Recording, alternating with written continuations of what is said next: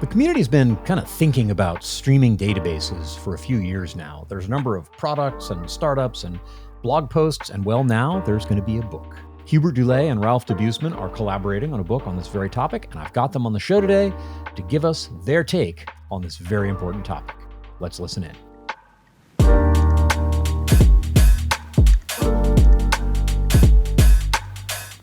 Hello and welcome to another episode of the Real-Time Analytics Podcast. I am your host, Tim Berglund, and I'm joined in the virtual studio today by Ralph Debusmann and Hubert Dulay.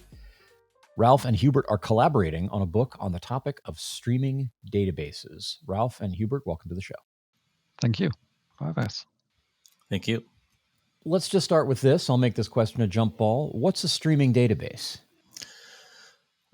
Well, this is to us is constantly evolving, but our initial definition of what a streaming database is a database that converges streaming properties or streaming characteristics as well, right?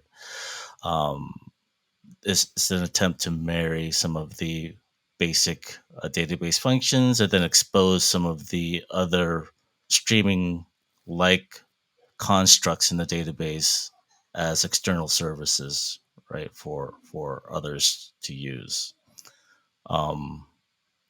Ralph, you have anything to add to that? Yeah, I mean, that's kind of it. So for me, it's kind of an evolution of stream processing even. So, I mean, we talked to many people from the industry, from founders of startups doing streaming databases and so on already. And what we got out is that basically a database with a pipelined architecture, so with a in a way, a multitasking architecture, every database having this architecture right now, for example, Postgres, is already under the covers a streaming database. So that's, I mean, in a way at least. Or it's doing stream processing in a way. But it just doesn't expose it to the outside world.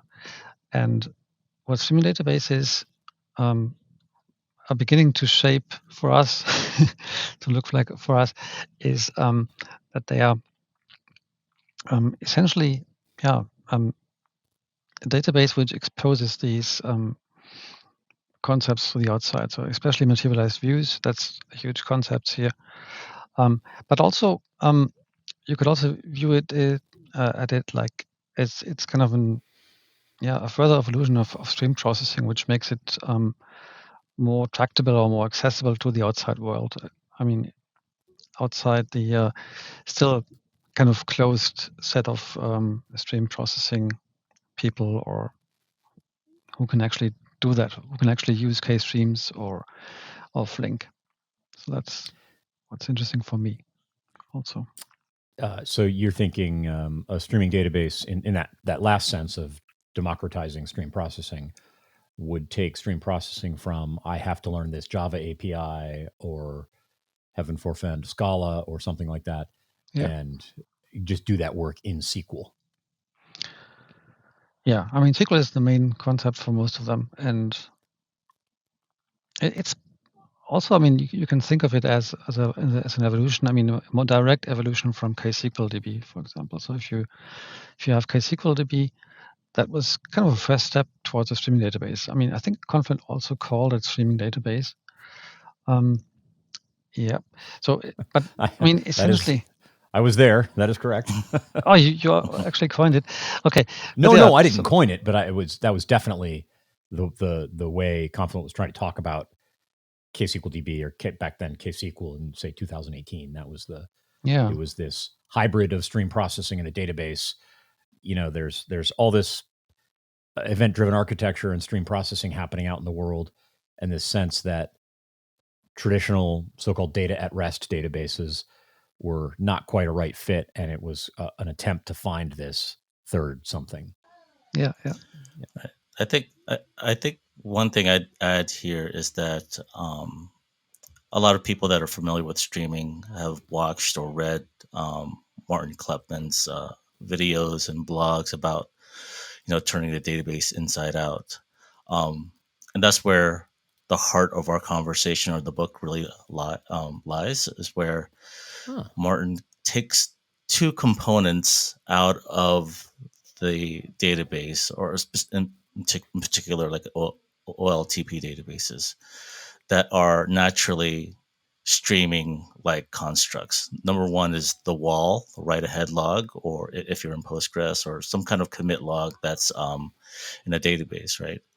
The second is the materialized view, right? So in those typical databases, when you run a materialized view, you have to refresh it and run it again. He externalized that concept to be always running. Obviously, with the difference between materialized view and a typical view or traditional view is that the state or the results are stored, so that when you do a query against that materialized view, it's on the local storage, and there's a process that's ran to pre-process that data so that you're only querying the results and not the entire SQL statement. Well, the idea is that to externalize that and make that streaming, because it's got natural streaming characteristics. So there's two components in the database that really make it easy to understand streaming. That's the wall and then stream processing. If you extend those two ideas, those two constructs to systems today in streaming, the wall is very, very similar to the topics in Kafka, right? Or any other streaming database. Their commit logs, they're ordered, and so on. Kafka actually applies a lot more features on top, like a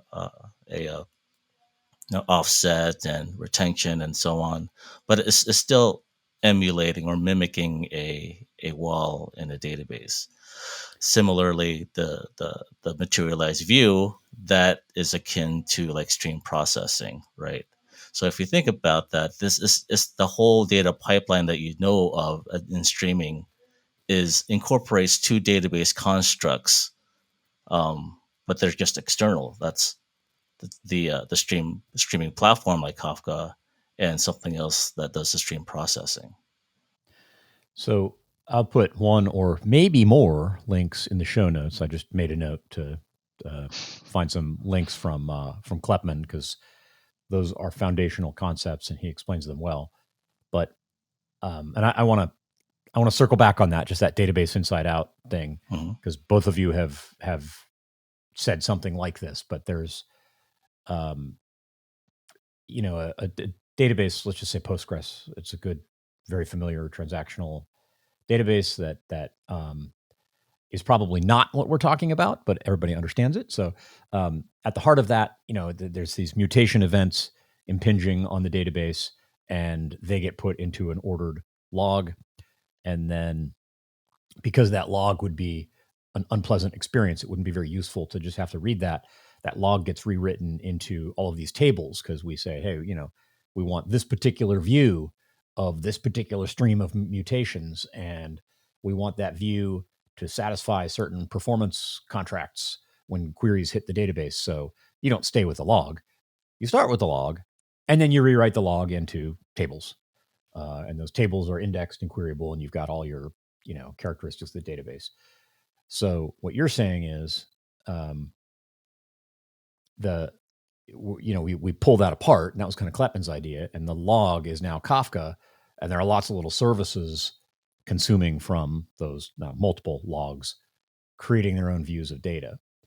So that's a database inside out vision. But why isn't Postgres that? And can you give some examples? You mentioned KSQLDB. Is KSQLDB that? or what really is? What is in the world now that you could point to and say, this is what we're talking about? Let's maybe start with the usual setup, how you would do stream processing nowadays. Which is, most often using Flink as a stream processor. So you have, first of all, you have the log. You have the log on Kafka, for example. Most of the time you have it on Kafka. Then you usually do some stream processing with Kafka Streams or Flink. you massage the data in a way that you can actually use it in the database later on. So, for example, you would ingest it into Pinot after having flattened it to one table. And that's the current way of doing stream processing nowadays. So yeah, which, like you said, requires a lot of expertise, bunch of moving pieces. What is a flink? That's exactly. There's a lot. There's a lot. Yeah, and the problem really is here that it's also very hard to debug because you can't really see what you're doing. So you always have to, in a way, look at the Pinot terminus of the data to check that your stream processing has gone right in Flink. So you can't directly query Flink. I mean, not completely at least. So debugging of this is also very hard. So it doesn't just require specialists. It's also very hard for the specialists themselves to do it. And that's where I think the streaming databases come in. And KSQLDB was kind of the first attempt to do that. It was basically trying to abstract away from a lot of the details. I mean, it still has some of the details exposed, which is not very user-friendly still, but it at least tries to abstract away from a lot of the complexities of the underlying streaming engine. When you use something like modern streaming databases, like the first was Materialize. So what happens here is that you basically just connect to a topic. So in KSQL, this would be a stream. Mm-hmm. So you would create a stream in KSQL or in Kafka Streams. But then the streaming world kind of, from then on, the streaming world stops in a way, and then you work with the data lake in the database. So you do the transformations inside the streaming database. You don't, you just connect to the topics, and then you do all the transformations. And then afterwards, you can actually do two things. You can actually, on the one hand, you can do the same as in Flink. You can sync out the process data back to Kafka, and then, for example, put it into Pinot. Or you can actually set up a materialized view inside of the streaming database, which you can use for direct querying, right? And that kind of is an extension of the concept of K-tables in Kafka Streams or tables in KSQLDB. So you can basically directly access these materialized views and also further work with it. So you can join some others in, you can do self-joins, all kinds of SQL magic, and much more than you could do in KSQL. So, for example, self-joins are not possible in KSQL and so on. Yeah. Right. To your question, like Postgres technically is not a streaming database, but there are. I didn't think so. I was that was something of a troll. Right. But there are things in there that are constructs that are streaming, like they have streaming characteristics. And you can't scale that externally, right? You can't scale out. You can't have the wall be consumed by many. It's an implementation detail that's helpful for illustration for all of this, but you don't get to touch it. Yeah. And then the materialized view, we're thinking about big data here. Almost like if you think about like back in 2008, Hadoop was blowing up and Kafka was being created. We needed to pull out those parts to make them scale individually in a larger data center, right? And as we evolve that, they start to become even more scalable, and we have to be more consistent in order to have them end up understanding them in a database like experience, right? We're starting to get closer and closer to back into the single database. The way it's implemented underneath could be completely hidden, distributed to you, but you're getting back to that developer experience or the database experience at the end. That's what really streaming databases are trying to express today. I think it just doesn't. There are papers out there. I believe Ralph can probably talk more in detail that claim that databases are inherently already streaming because they have those streaming constructs in them, and it wouldn't be it wouldn't be too hard to actually make them streaming according to some of these papers we were looking. And in fact, if you look at companies like Rising Wave and Time Plus, these are attempts to make that happen, right? To expose them to have that database experience, but still work with real-time streaming data. But to the user that's using it, it just looks like tabular constructs in the database. Yeah. What you said about every database is a streaming database. You said something like that, or every database wants to claim that. That reminds me of, I want to say about 2017, and back when Strata was still a thing, the O'Reilly so-called big data conference. I think that's the first year I saw everybody needed their booth to say streaming. Like that was there. It would be like in 2023, AI needs to be somewhere in your pitch or your description of yourself. Streaming was there, and it was clearly just not in a lot of cases, which would be, most databases claiming to be streaming databases. Again, here's this system, and you can throw events at it. You can do lots of writes on Postgres. It's not the same as stream processing. It might be interesting to tease out that difference, if you'd like, or you've mentioned it. So yeah, maybe a little bit on that. Because I think, maybe we have veered off too much into this. Every database is a database. So it's controversial. Yeah, and it's not the point. So the point is actually that these new builds, these new startups building streaming databases. There's Materialize, there's Rising Wave, Time Plus, there's also Arroyo, which is also a new one, and these are actually trying to basically marry together stream processing and the database aspect. So you basically have, both the stream processing like Flink in a way, and probably. Delta Stream, for example, even uses Flink, I think, under the covers. I haven't mentioned them. But most of these have a re-implementation of a stream processor inside, mostly based on the concepts of Flink, not directly, but re-implemented in some way or other. And then they have a database as well. So you have basically both of these systems in one chunk, in one monolith, whatever, and that makes a lot of sense because you can now really debug your stream processing in a much easier way also. So you can, because you don't have these two disparate moving blocks or these two disparate systems like Flink and some database, which you have now, but you have it in one piece, more or less. And it also allows you to, because the streaming engine is built using this database idea in the background.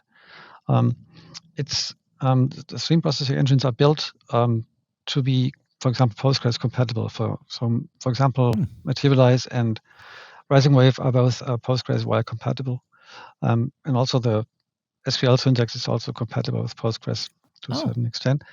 So you can basically, it's in a way it's a Postgres-y KSQL. So if you know KSQL DB, then that's of course you know, but maybe the the larger audience.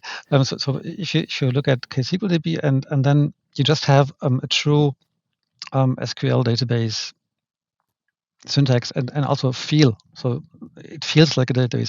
So you can create all kinds of views, and then you can create Materialize views on top of them. You can do all kinds of joins. You don't have to think about this even.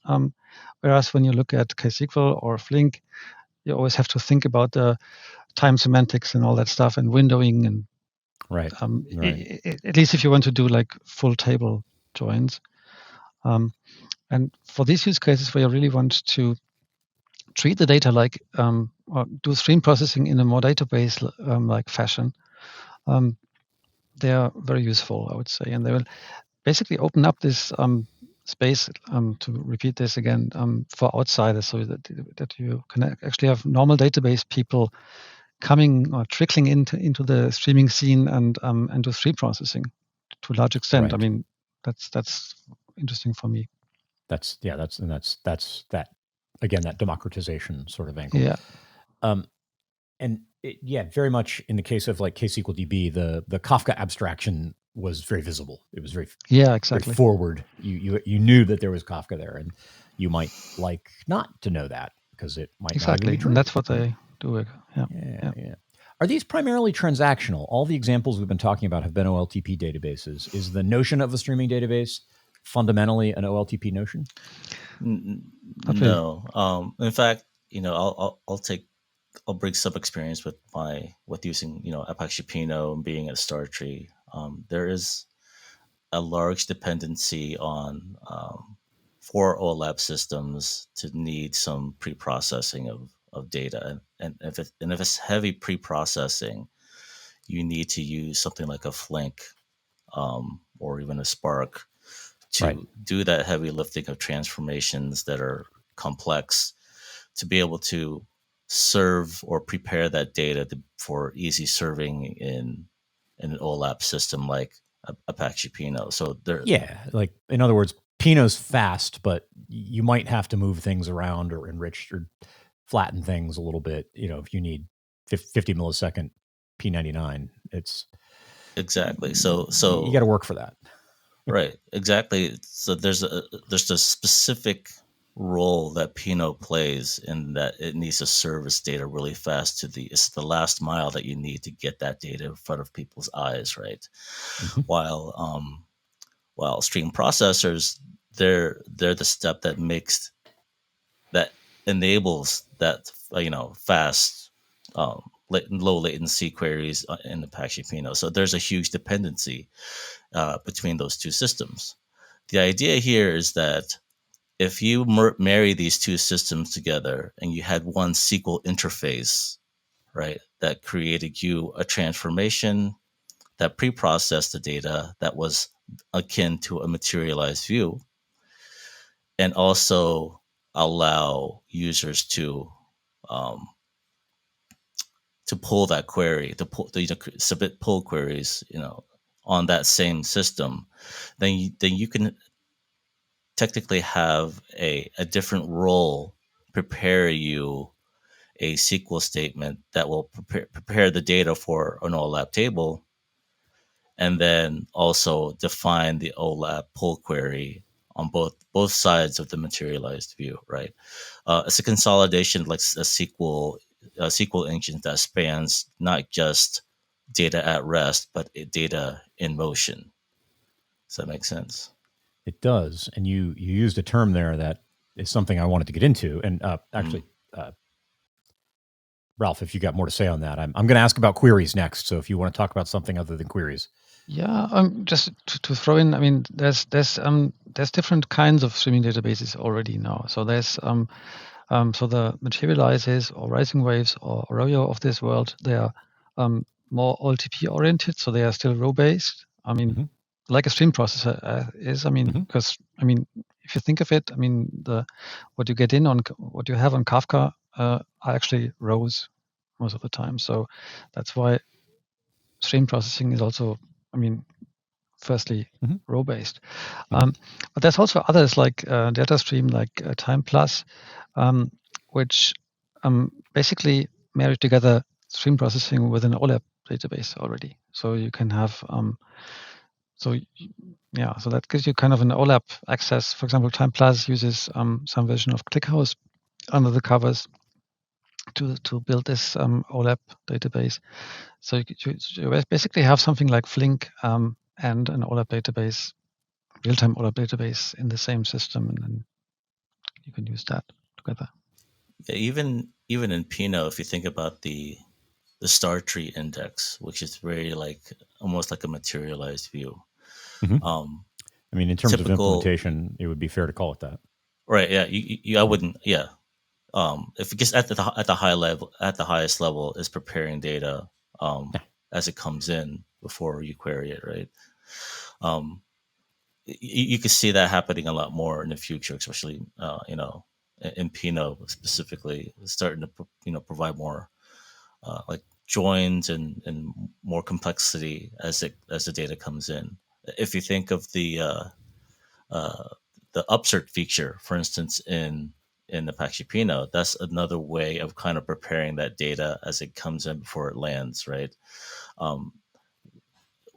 We need roles, I guess, to be able to define some of those transformations as they come in, because a lot of the times the data you're going to receive isn't in the format that you would like it to be yet, right? Mm-hmm. So a lot of these, you would want to be able to maybe possibly use SQL in both ends in the same engine and define them as such by the same persona. Yes. Now, querying. Hubert, you mentioned querying. How does that differ? And we've been talking on the podcast recently about this notion of how to query a stream. It seems like this is an important contribution to that discussion. How does that change when a database is putting forward the idea that it's dealing with constantly changing data and not a table that might change occasionally?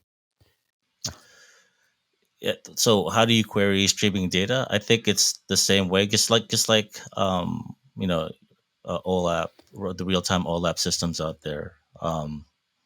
You have to materialize them first, right? Put it in some kind of like tabular construct so that you could define these aggregations using SQL. It's the same thing. Typically, you're querying a materialized view because that view tends to reduce the information to something that can be consumable from a visual endpoint like a dashboard or a number or an alert, right?